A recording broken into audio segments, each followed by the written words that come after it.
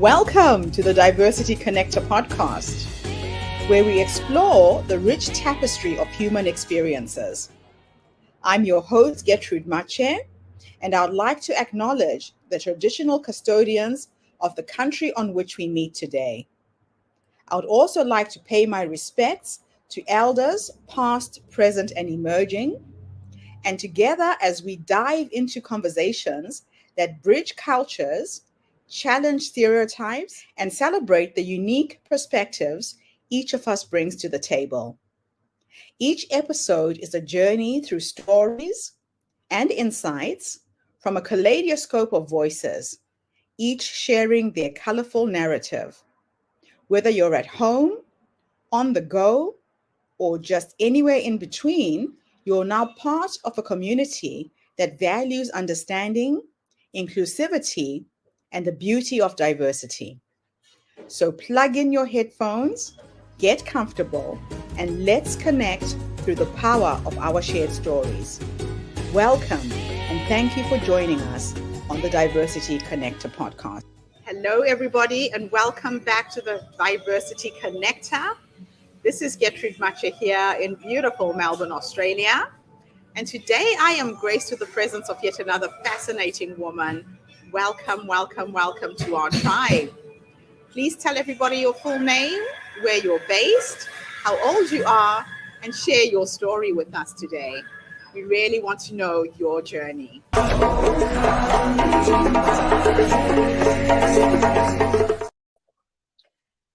Hi everyone, Sabaho or Salam from beautiful sunny Sydney. My name is I'm a cybersecurity expert and a human rights activist from Saudi Arabia, recently Australian. So people know me as the woman who started the Right to Drive movement in Saudi Arabia back in 2011 using social media to campaign in a country where everything is heavily censored and controlled. The narrative is controlled by the government. We successfully used Twitter, YouTube, Facebook, and any social media was there, even Snapchat at the time, to push for change, and we succeeded. Lots of losses, the cost was high. One of the costs that I paid is I had to leave the country, and I'm now in Australia. I'm Saudi Aussie. I've been busy with studying and researching and reading and writing about the impact of technology on human rights. Because for me, the advancement of technology should enforce and empower humans, not threaten humans. That's why I founded the Ethical Technologist Society, and we have our first forum will be this year in November. And I started, because I do cybersecurity, and in Australia, we don't have that much diversity in the cybersecurity industry. I started the cult in cyber, or the culturally and linguistically diverse in cyber. So I've been busy, still active. Once you're an activist, you're always activist. So I've been busy with this work, and you're more than welcome to join us. It's an open society for everyone who is interested in cybersecurity or the impact of technology and human rights. You're welcome to join.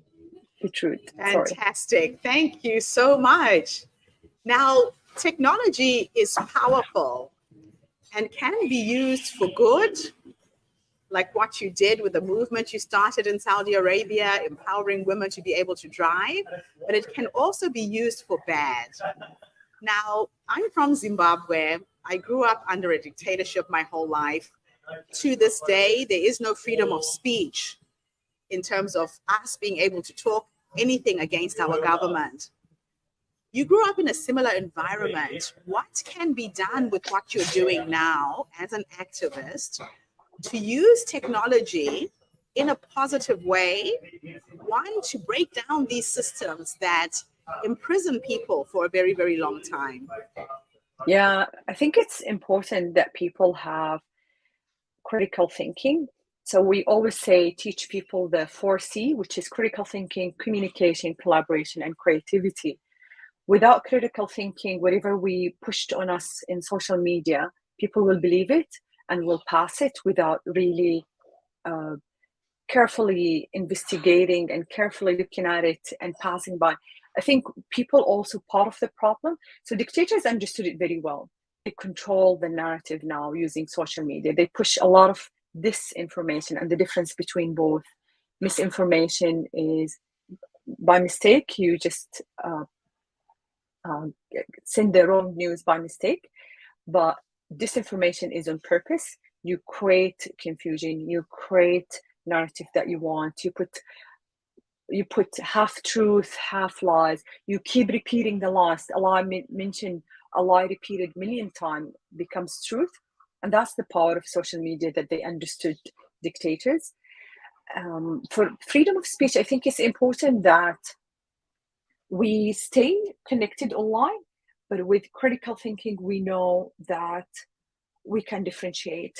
The other problem is living in closed societies, even with access to the internet. So we're not living in information bubbles anymore, where we only listen to the dictator and their social media or their media, where they push on it. We still have, with the internet, we have access to the internet and information outside.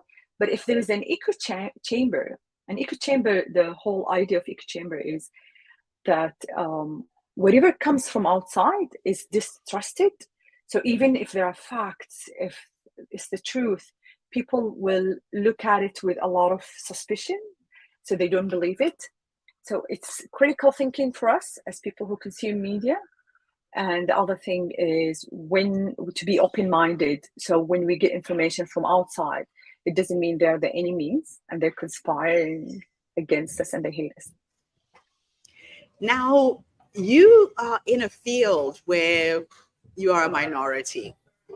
You know, I got into computers in 1986. I started programming as a first generation coder in BASIC, Pascal, COBOL, back in the day where Black people didn't even have a computer. But cybersecurity is an area where not many people of color are actually playing. No. And I know that this is one of your passions, to bring in more people into the field.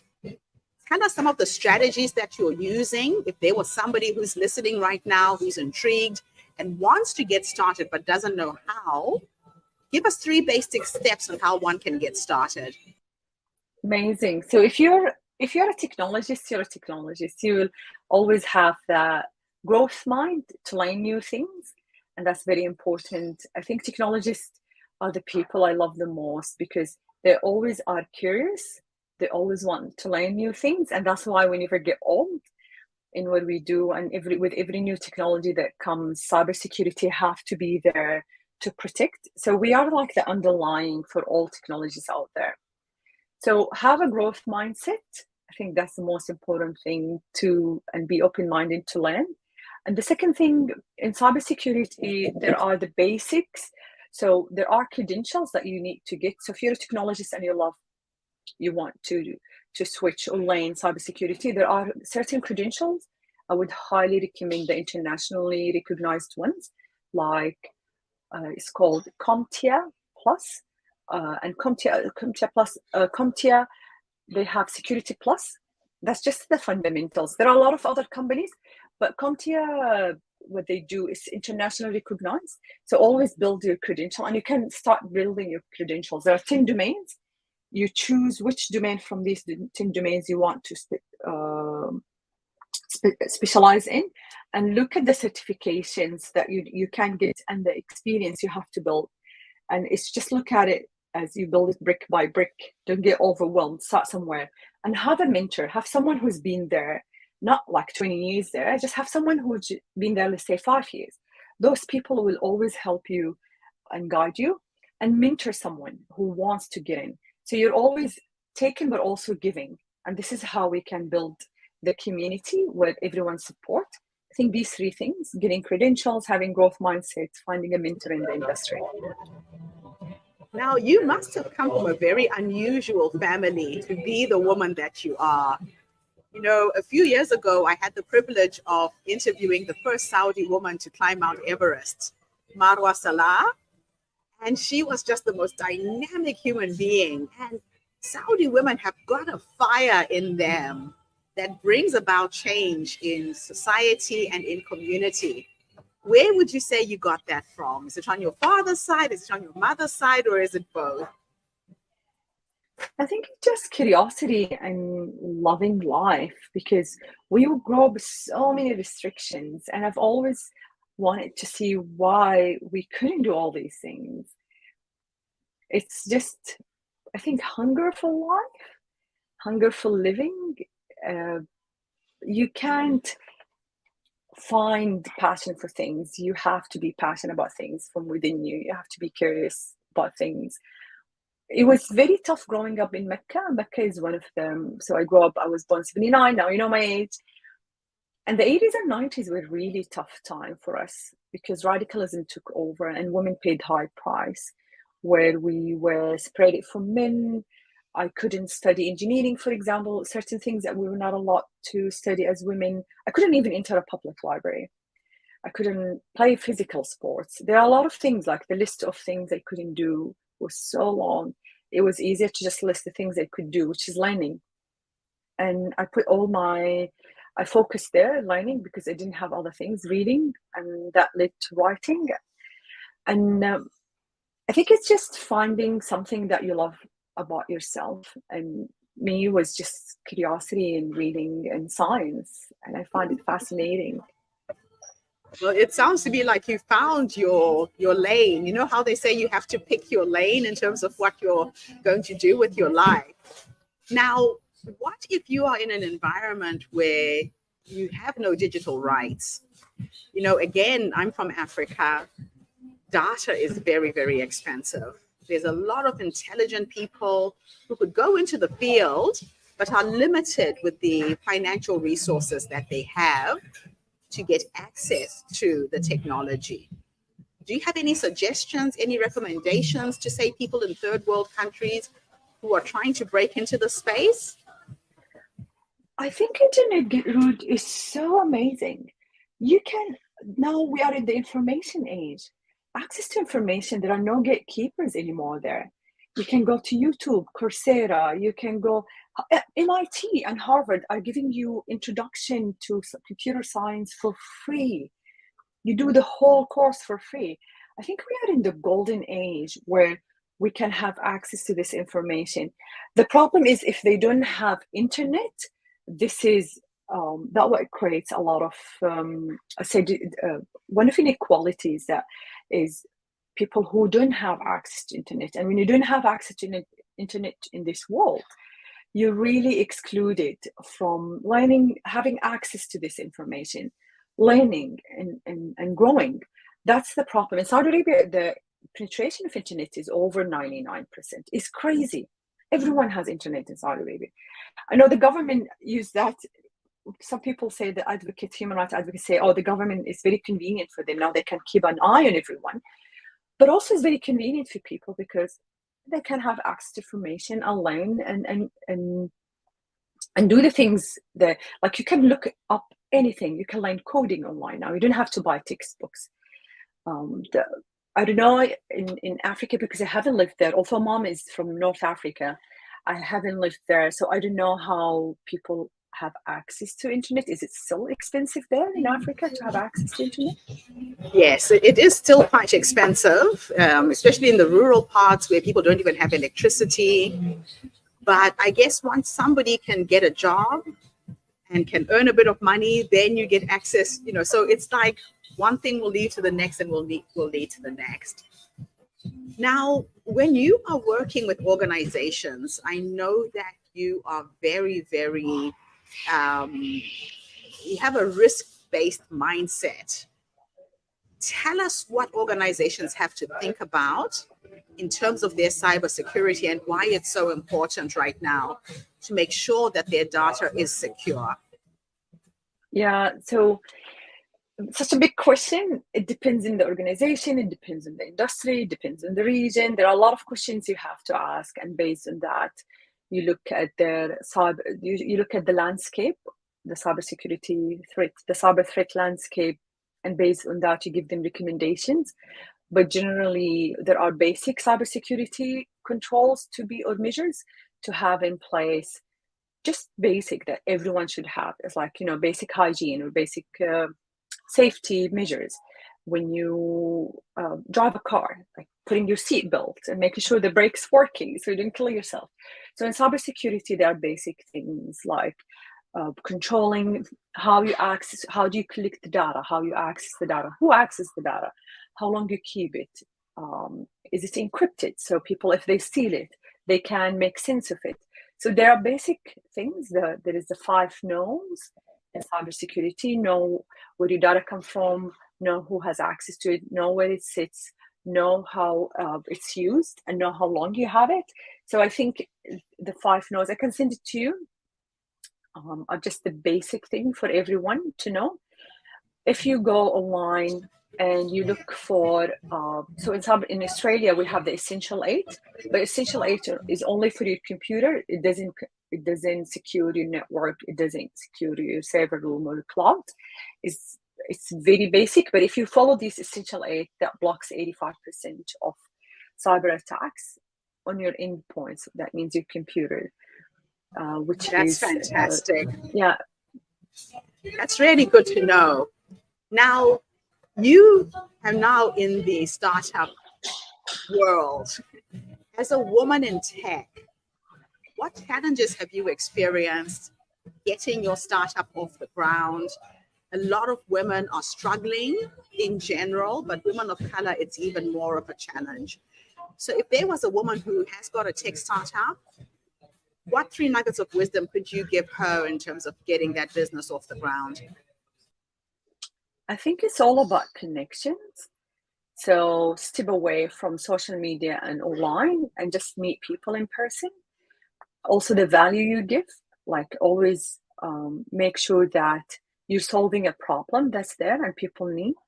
That is just being helpful, not thinking of taking, thinking of giving. That's very important. And having, so the connections, as I mentioned, important. Trying to help people is important. Living in Australia or in Sydney, especially in Sydney, is really expensive. So you can have part-time. Like I do a lot of contract work part-time to pay the rent, I'd say. So that is helping. Not every, like unfortunately startups, women don't get that much funding for their startup. Maybe 2% of women get funding in the startup ecosystem. But also women of color or immigrants is even more difficult for them. So you do need to have, if you can have a co-founder who is already established in Australia, who can open doors for you, that's amazing to look for her or him in your startup. I love that. So I know I've got about 4 more minutes with you before you have to go. I'm going to ask you 2 last questions. If I could take you back to that young woman who saw that there was something she wanted to change and you went ahead and brought about the change, if you could go back and give yourself 3 nuggets of wisdom based on what you've done with your life, if there was a young activist who's listening to us right now, what 3 nuggets of wisdom can you share? Very nice question, Gertrude. Very nice question. I'd say you will make mistakes. It's okay. It's based on what you know at that time. Be kind to yourself and forgive yourself. You're only work in progress. You will never reach perfection. You will just be as beautiful as you are with all your flaws, with all the mistakes you've done in the past, and the mistakes you're doing now, and the mistakes you're doing in the future. So it's okay. Celebrate those failures because you will learn in hard times more than in happy times and great times. Those are the times that you will learn. I love that. Yeah, we are our worst critics, aren't we? The things we say to ourselves sometimes, we never say to our best friend. So that is a good thing to remember. You spend the only friend that you spend most of the time with is yourself. And if you can be your own best friend, very difficult. Like you don't want a best friend to always criticize you. You want a best friend to be kind to you and forgive you and say you will do better. You'll do better next time. Let's learn from this lesson. Let's not forget, but let's forgive. I love that. And the second thing for me, I would tell myself back, take breaks. You don't have to prove yourself to anyone. You're not there to prove them wrong or prove them right. You just focus on your path, focus on what you are there to do. Get opinions, get support, get help. But when you get criticism and when you get attacked, you can take breaks. It's okay. You don't owe anyone anything. So do that. I love it. And the last thing I think is just not caring too much about people's opinions. Especially the people who don't care about you. They just criticize and want to hurt you and just be mean to you. Those people just wish they can do what you're trying to do. And that's why they've been harsh in criticizing. Just learn how not to pay attention to them. Focus on the constructive feedback, people who really care about your work. And when they sit down with you because they really want to help you. When they give you the feedback, those are the people who matter, because people always have opinion. But I always say, what is your opinion doing? Yeah, what is your opinion doing here to me? I didn't even ask for your opinion. So really choose who get opinions, but for the people that you trust and you want to have their feedback and want to, they have that wisdom that they can share with you. That will really help you grow and become a better version of you. Oh, I love it. Last question. I'm going to teleport you into the future. You're now 90 years old. This is a thought experiment. You're sitting in your rocking chair, surrounded by your children, your dogs, your cats. If you could go and have a conversation with the future you, this amazing woman who you are becoming right now, what would you ask her based on how you're living your life right now? I was never asked this question. I don't know, really.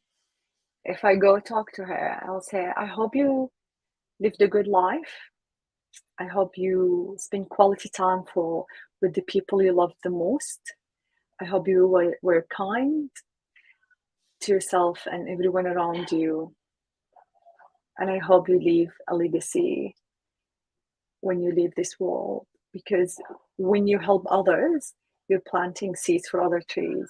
But when you work only for yourself, your legacy will end with you. I love that. You know why I like to ask that question? A lot of women don't realize that wise woman is already inside us. She's already guiding us. She's already prompting us. So all of the things you've done are intrinsic in you. And we're all born with these seeds that have to come out into the world. So when I struggle, I go into meditation and I ask myself questions if I get stuck. Like, what is the next step? And I sleep on that question. And I'll wake up in the morning with these brilliant light bulb moments, because your subconscious mind will keep processing what you're trying to figure out, right? So as women, we have to trust ourselves. We have the answers. That's so beautiful. You have to go within. What would you tell yourself when you're 90? I would say you lived a fantastic life. You squeezed out every juice that the Creator put in you. Well done. And thank you for leaving the planet a better place than you found it. Thanks, Gertrude. And if you would like to listen to my podcast is Tech for Evil, Tech and number 4 Evil. And our new season 3, we interviewed over 16 activists, how they use technology to fight tyrants. It's Tech number 4 Evil. .com. You can just look it up on Spotify. Yeah. I've just put it at the bottom of the screen. Fantastic. It's on Spotify too. Thank you. Thank you so much for this interview, and thank you to everybody who tuned in today. I feel really privileged to have met you. Have a fantastic day. Thank you. Bye. Bye for now, everybody. And that's a wrap, everybody, on today's episode of the Diversity Connector podcast. Thank you for tuning in and being part of our vibrant and global conversation. I'm your host, Gertrude Mache, and it's been an honor to share this space with you, where voices from all walks of life come together to weave a tapestry of diverse perspectives. Remember, every story you've heard today is a thread in the larger fabric of our shared humanity. So, as you step back into your world, carry these stories with you. and let them inspire you to embrace and celebrate the rich diversity around us. Don't forget to subscribe, rate, and review our podcast to help us share these inspiring stories with more listeners. Do follow us on social media by looking for the Diversity Connector podcast for more updates. Until then, keep connecting, keep listening, and keep celebrating the beauty of diversity. This is the Diversity Connector podcast signing off.